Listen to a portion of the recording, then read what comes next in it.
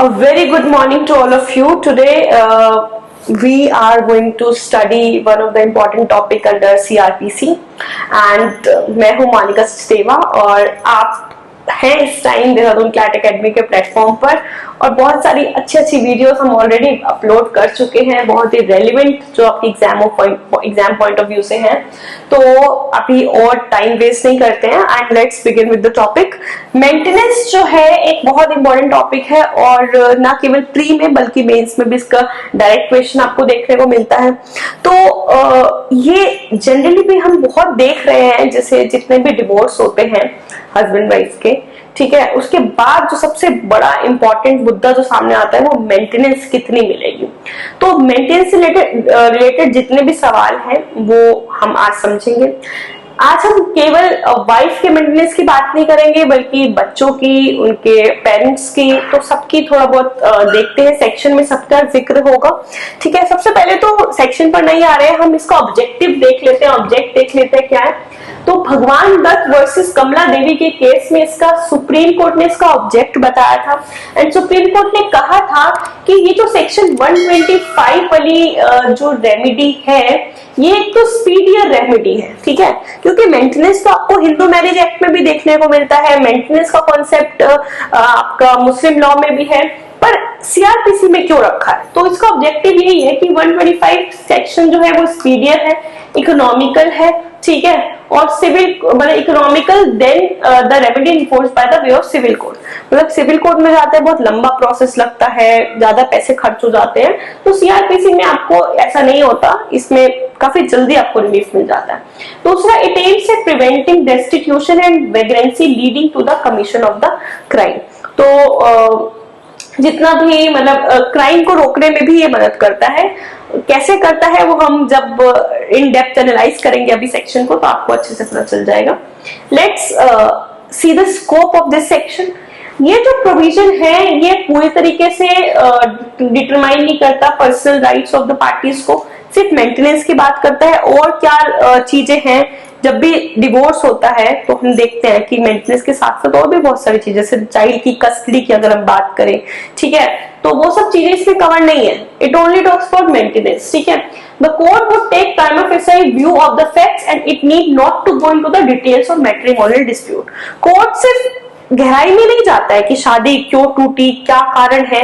Court will not go into that depth, वो सब civil court का काम है। क्रिमिनल कोर्ट सिर्फ इतना करेंगी कि प्राइमा फेसी जो फैक्ट्स हैं, जो ऊपर से आपको देखने पर पता चल रहा है, वो उनके बेसिस पे मेंटेनेंस आपकी ग्रांट करती है, ठीक है। इसके बाद नेक्स्ट पॉइंट है हु मे क्लेम मेंटेनेंस। कौन कौन लोग हैं जो मेंटेनेंस क्लेम कर सकते हैं। तो वाइफ सबसे ऊपर, वाइफ का दर्जा आप जानते हैं कितना बड़ा है, ठीक है। तो वाइफ मेंटेनेंस क्लेम कर सकती है। लेजिटिमेट और इनलेजिटिमेट माइनर चाइल्ड, ठीक है।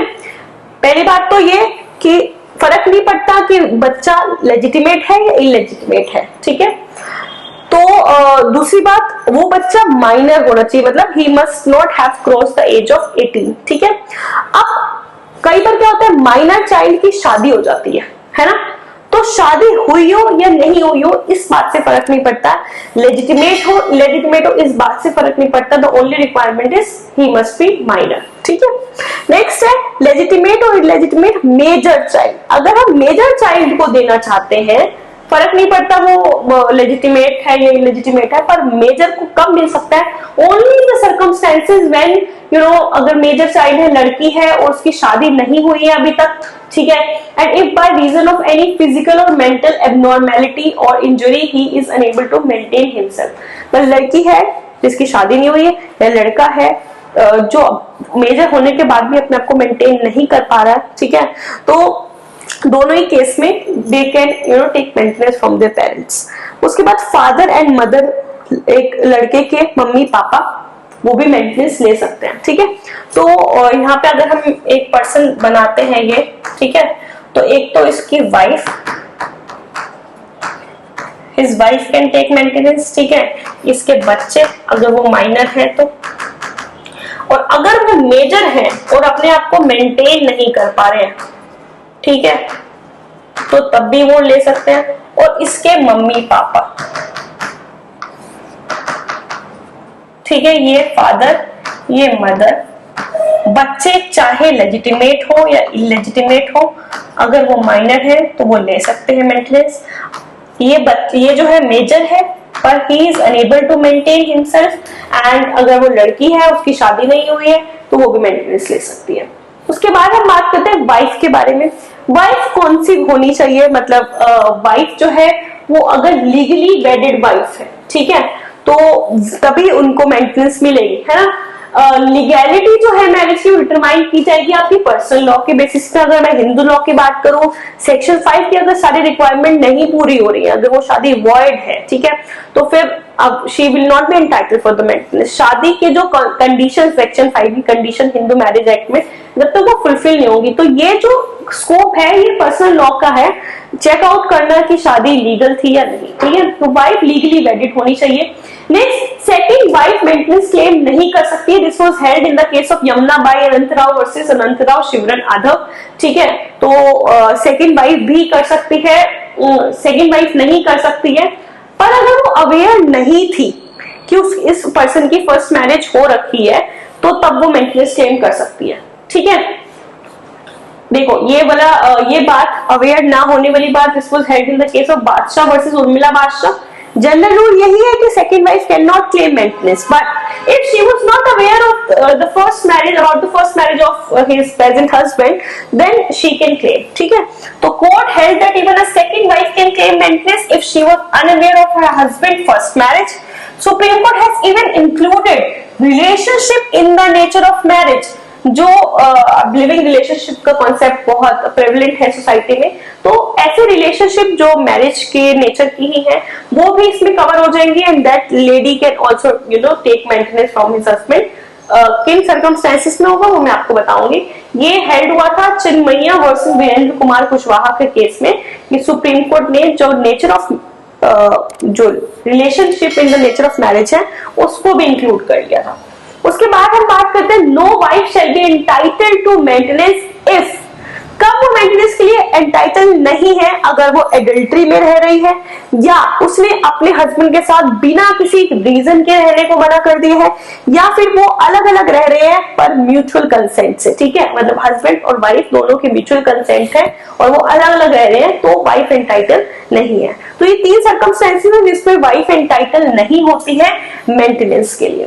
नेक्स्ट आता है लिविंग रिलेशनशिप और मैरिज लाइक रिलेशनशिप, वही लिविंग रिलेशनशिप की हम बात कर रहे हैं।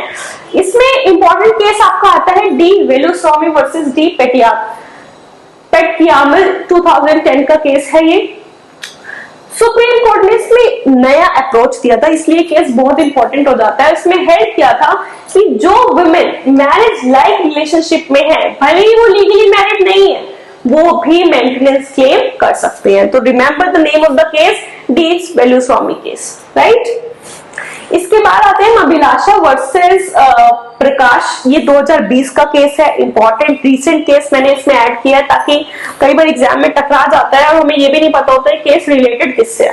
तो देखिए इसमें डॉटर के मेंटेनेंस की बात हुई है। वो डॉटर जिन्होंने मेजोरिटी की एज अटेन कर ली है पर उनकी शादी अभी तक नहीं हुई है, वो मेंटेनेंस क्लेम कर सकती हैं अपने फादर से अगर वो किसी फिजिकल या मेंटल एबनॉर्मलिटी या इंजरी से सफर कर रही है, ठीक है, तभी एंटाइटल है वो, अदरवाइज नॉट। तो from her father is proceeding under section 125 CrPC and if she is not suffering from any physical और मेंटल एबनॉर्मलिटी, अगर इस सिचुएशन में है फिजिकल या मेंटल एबनॉर्मलिटी की सिचुएशन में, तब तो कर सकती है, अदरवाइज इज नॉट एंटाइटल। वैसे अगर वो मेजर हो गई है पर डिपेंडेंट नहीं है तो फिर उनको अपना भरण पोषण खुद करना पड़ेगा। उसके बाद अगर हम बात, अच्छा यहां भी कर सकती है, अगर मेजर डॉटर है और वो उसको कोई फिजिकल इनकैपेबिलिटी भी नहीं है और एबनॉर्मलिटी भी नहीं है, इंजरी भी नहीं है, तो वो सीआरपीसी में नहीं मांग सकती है मेंटेनेंस, पर वो सेक्शन नंबर 20 जो है आपका 20 clause 3 Hindu adoption and maintenance act का, she can go there and ask for the maintenance from his father और मदर, ठीक है। तो यहाँ अगर कोई भी लड़की है जो मेजर हो चुकी है, उसकी शादी नहीं हुई है अभी तक, वो डिपेंडेंट है अपने मम्मी पापा पे, तो वो सीआरपीसी की हेल्प नहीं ले सकती. She can definitely go to the civil family court and claim the maintenance under section 20 clause 3. तो सॉरी, एक्सक्यूज मी, या तो इसमें आप देखेंगे कि इस केस में ये भी बोला गया था कि जो इस पर्टिकुलर सेक्शन का पर्पस था वो ये बिल्कुल नहीं था कि overburden, I am so sorry, कि जुडिशियल मैजिस्ट्रेट को ओवरबर्डन किया जाए इन सब केस लॉस से. ठीक है, तो this was also said in this case. This is important and also ये मेंटेनेंस के रिगार्डिंग काफी सारी चीजें आपको देखने को मिलती है कि एक सबसे बड़ी बात है कि मेंटेनेंस ग्रांट कौन करता है. तो फर्स्ट क्लास मजिस्ट्रेट के पास पावर होती है कि अगर उसको उनको ये प्रूफ मिल जाता है कि नेग्लेक्ट या रिफ्यूज कर रहा है हस्बैंड अपनी वाइफ को रखने से, ठीक है, मेंटेन करने से, तो वो ऑर्डर कर सकते हैं monthly allowances for the maintenance of wife, child, father और मदर. इन सबको अगर इग्नोर किया जा रहा है या रिफ्यूज किया जा रहा है मेंटेनेंस देने से, तो first magistrate of the first class upon the proof of such neglect he can order the same. And also ये जो एप्लीकेशन जाती है मंथली अलाउंसेस वाली, ये 60 डेज के अंदर अंदर क्या हो जानी चाहिए, डिस्पोज ऑफ हो जानी चाहिए. 60 days from what time? From the date of service of notice of the application to such person.